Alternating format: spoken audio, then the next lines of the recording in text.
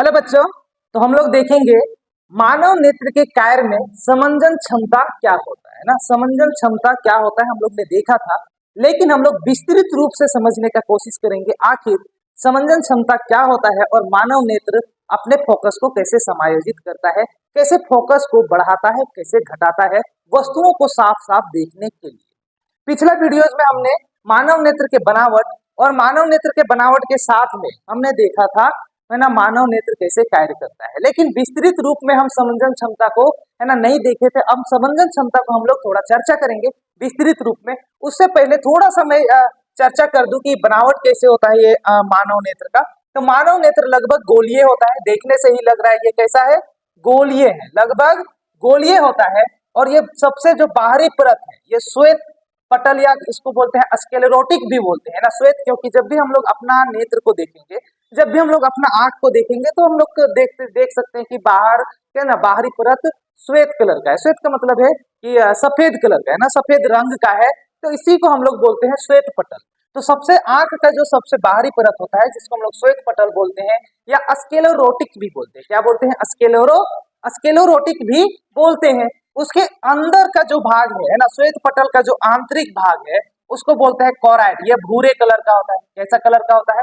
भूरे कलर का होता है। और जो मानव नेत्र का सबसे आंतरिक भाग होता है जिसको हम लोग बोलते हैं रेटिना, जहां पर है ना किसी भी प्रतिबिंब क्या होता है, किसी भी वस्तु का प्रतिबिंब बनता है। तो प्रतिबिंब मानव नेत्र के रेटिना में बनता है, आंतरिक भाग में बनता है। और रेटिना जो है स्नायु तंत्र से जुड़ा होता है, जो सूचना को मस्तिष्क तक, हम लोग बोल सकते हैं मस्तिष्क तक सूचना को पहुंचाने का काम करता है स्नायु तंत्र। स्नायु तंत्र रेटिना से जुड़ा होता है और जो भी प्रतिबिंब बनता है रेटिना पर उसका सूचना है ना पहुंचता है कहाँ? हमारे दिमाग में पहुंचता है। अब ये देख सकते हैं कि ये जो हमारा श्वेत पटल स्क्लेरोटिक है, अग्र भाग ये थोड़ा उभरा होता है जिसको हम लोग कॉर्निया बोलते हैं, है ना। और ये लेंस यहाँ पर ये देख सकते हैं नेत्र लेंस है।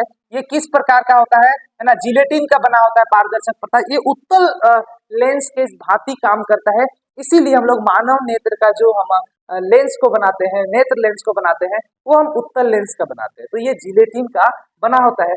ये कचाप द्रव होता है रेटिना और ये नेत्र लेंस के बीच का जो द्रव होता है ना, उसमें कचाप द्रव, इसको हम लोग बोलते हैं कचाप द्रव। अब आप लोग से एक सवाल मैं यहाँ रख देता हूँ, उसको आप लोग कमेंट करके जरूर बताएंगे कि आखिर ये कचाप द्रव का क्या इंपॉर्टेंस है मानव नेत्र में। मानव नेत्र में कचाप द्रव का होना कितना इंपॉर्टेंस है और कॉर्निया और नेत्र लेंस के बीच में जलीय द्रव का होना कितना इंपॉर्टेंस है।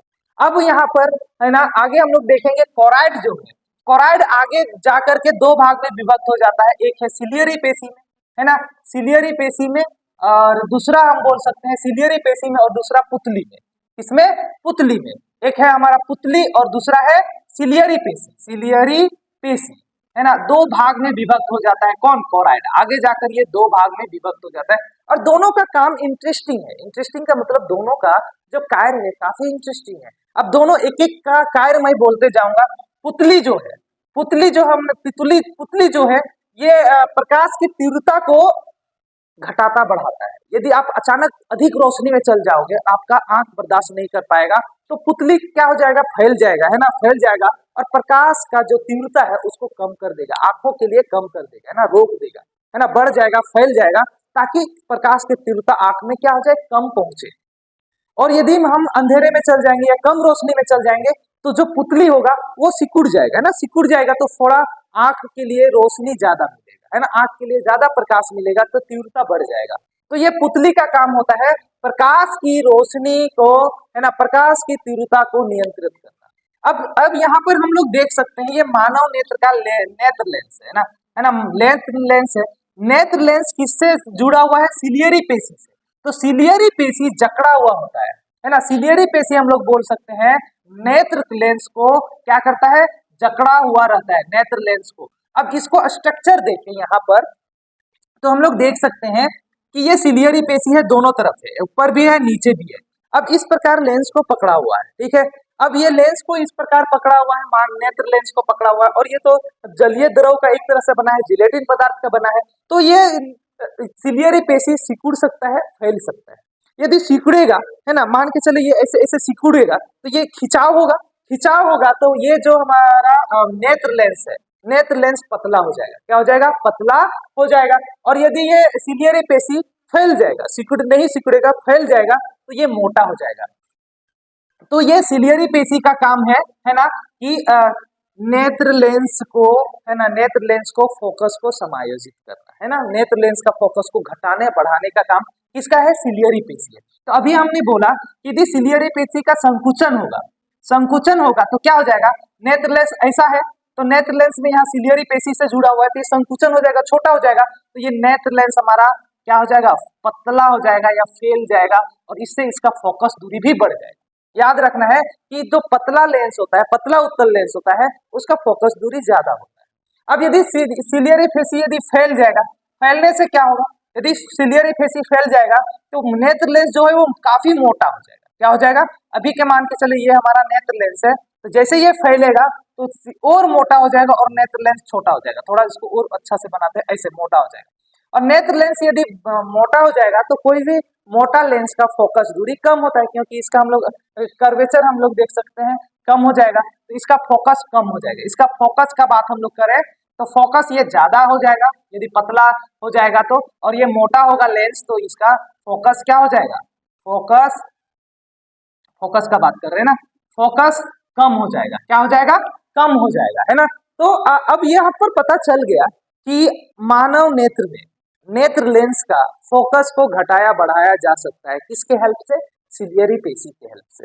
सिलियरी पेशी ही संकुचन होगा तो फोकस दूरी बढ़ जाएगा, है ना। सिलियरी पेशी यदि फैलेगा तो क्या हो जाएगा? फोकस दूरी कम हो जाएगा। इसका मतलब है कि जरूरत के आधार पे यदि नेत्र लेंस का फोकस को घटाना बढ़ाना हो तो उसका काम कौन करता है? सिलियरी पेशी करता है। सिलियरी पेशी ही मानव नेत्र का फोकस को बढ़ाता है, घटाता है।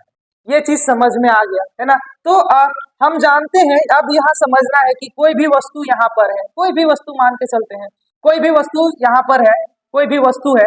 अब उस वस्तु का प्रतिबिंब कहाँ बनता है? रेटिना पे बनता है। और ये वस्तु का प्रतिबिंब कैसे बनता है?